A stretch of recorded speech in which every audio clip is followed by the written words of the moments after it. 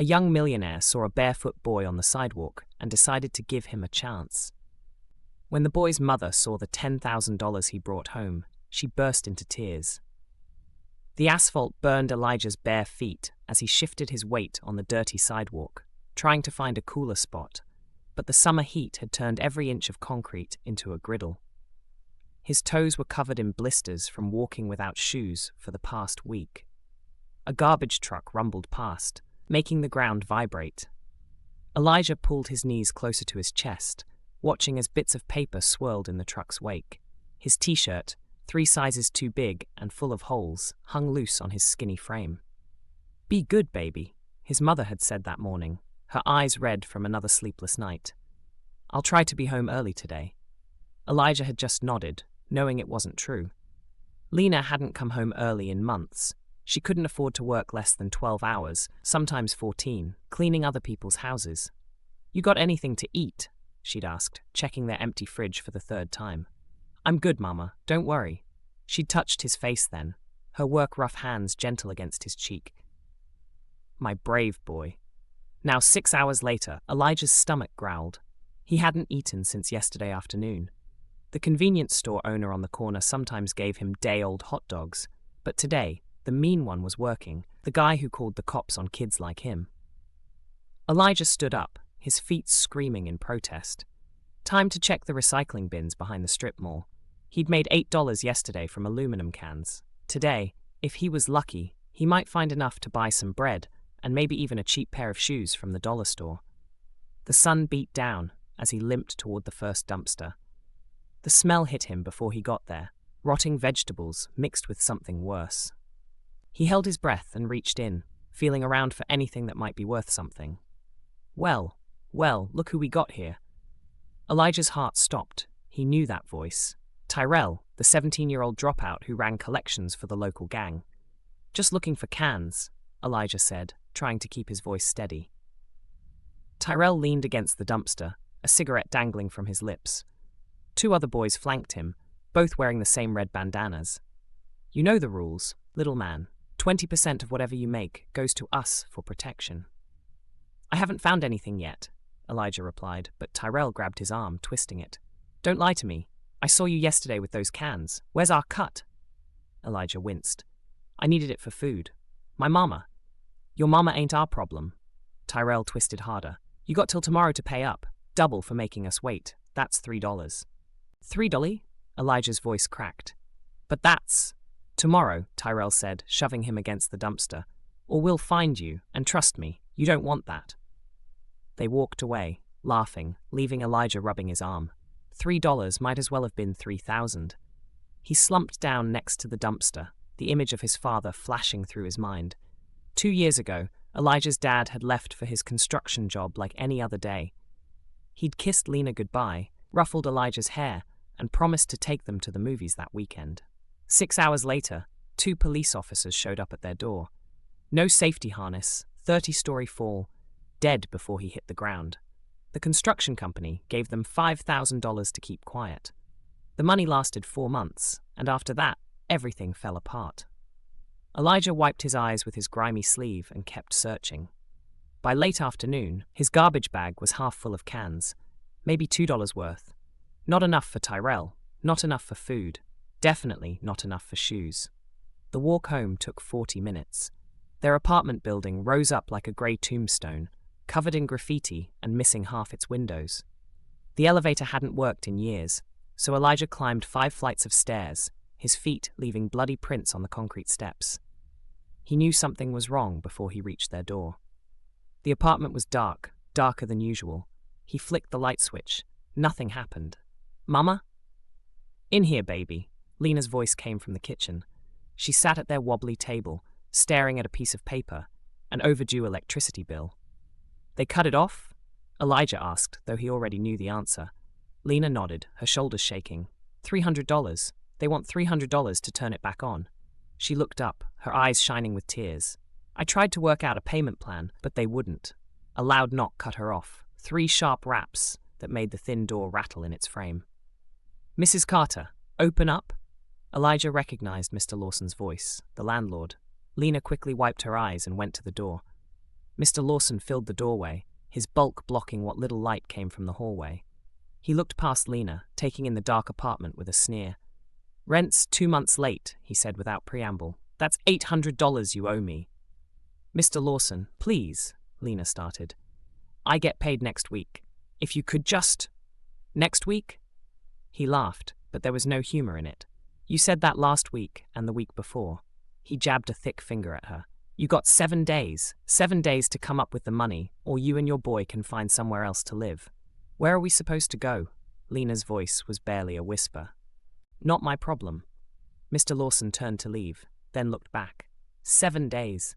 "And tell your kid to stop bleeding all over my stairs." The door slammed shut. Lena stood there for a long moment, her hands still on the doorknob. Then her legs gave out, and she slid to the floor, sobbing. Elijah went to her, wrapping his skinny arms around her shoulders. They sat there in the growing darkness, mother and son, while outside, the city rumbled on, indifferent to their pain. 3 days, worth of collecting cans sat in his garbage bag, $2. That wouldn't make a dent in what they needed. Tomorrow, Tyrell would come looking for his money. Mr. Lawson would be back in a week, and somewhere in the city, Elijah's father's ghost haunted empty construction sites, forever falling through safety nets that should have been there. Elijah held his mother tighter, feeling her tears soak through his thin shirt. Tomorrow, he would try again. Tomorrow, he would figure something out. Tomorrow had to be better. But tonight, in the dark apartment that might not be theirs much longer, tomorrow felt very far away. The morning sun found Elijah back on his sidewalk spot, his stomach twisted with hunger. 18 hours since his last meal. He'd given his mother the last slice of bread before she left for work. "Don't do anything stupid today," she'd whispered, hugging him tight. "Promise me." He'd promised. But sitting there, watching people drive past in their nice cars, he wondered how long he could keep that promise. 3 other kids from his building had started stealing from the mall last month. They had new shoes now. Their mothers didn't cry at night. A black Mercedes crawled past, slowing near him. Elijah tensed. Nice cars usually meant trouble, either cops or rich people looking to cause problems. He kept his head down, hoping they'd move on. The car stopped. A door opened. "Hey there!" A man's voice said. "You okay?" Elijah didn't look up. "I'm fine. It's about 90 degrees out here, and you don't have any shoes." Now Elijah did look up. The man stood a few feet away, tall grey hair, expensive blue suit. But it was his eyes that caught Elijah's attention. They weren't angry or suspicious, just concerned. "I'm David," the man said. "What's your name? Why do you care?" David smiled slightly. "Because you're sitting on a burning sidewalk with no shoes, and I'd like to know why."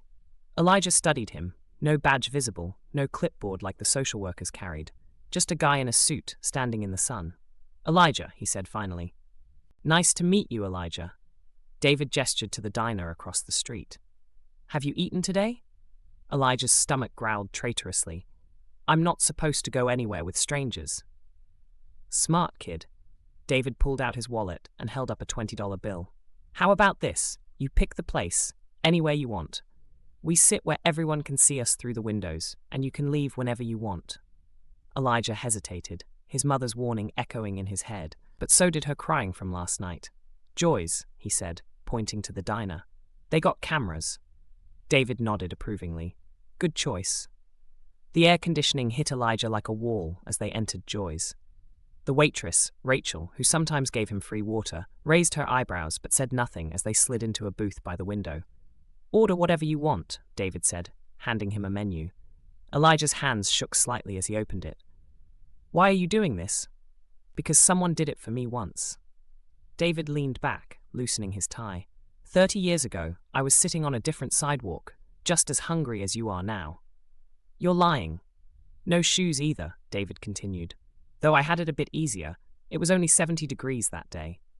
The waitress came over, and Elijah ordered a cheeseburger, fries, and a chocolate shake. His mother would say it was too much, but David just nodded encouragingly. "What happened?" Elijah asked after Rachel left. 30 years ago? My father got sick, cancer. Medical bills took everything we had. Then he died, and we lost the house." David's voice was matter of fact. "My mother worked 3 jobs, but it wasn't enough. I started spending my days on the street, looking for ways to make money." The food arrived, and Elijah forced himself to eat slowly, even though his stomach screamed for him to shove it all in at once. "Then what?" he asked, between bites. "A man named Marcus Thomas found me." Elijah choked on his burger. "Marcus?" "Different Marcus," David said. "This one owned a local business. He gave me a job sweeping his store. Minimum wage under the table, but it was enough to help my mother keep our apartment." He paused. "Want to tell me your story?" Elijah took a long drink of his shake, considering. The food had cleared his head a bit. This could still be a trick, but something in David's voice, the way he talked about his father. "My dad died too," Elijah said quietly. "Construction accident, no safety gear." David's jaw tightened. "The company paid us to shut up." Elijah pushed a fry through a puddle of ketchup. "Money's gone now. Mama cleans houses, but it's not enough. Electric got cut off yesterday. Landlord's going to throw us out next week." "How much do you need?" Elijah looked up sharply. "I'm not asking for." "I know you're not." David's voice was gentle. "I'm asking. 800 for rent, 300 for electric." Elijah's voice cracked. "And some guys, they want money too, for protection." "Local gang?" Elijah nodded. "How much do they want?" $3, he mumbled, feeling embarrassed. "It sounds stupid saying it out loud. Double, 'cause I'm late." David was quiet for a moment. "Finish your food," he said finally.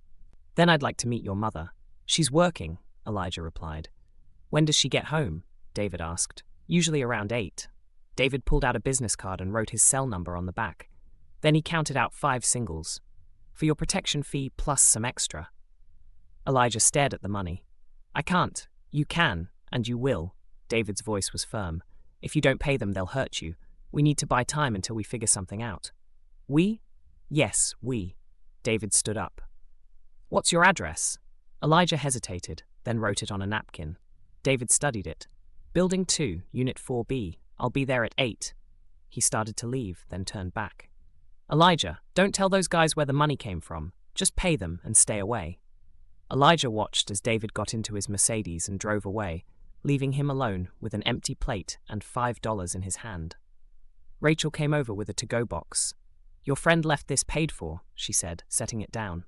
"Burger and fries for later." Elijah stared at the box, the money, and David's business card. The name was simple, David Monroe, CEO, followed by a phone number.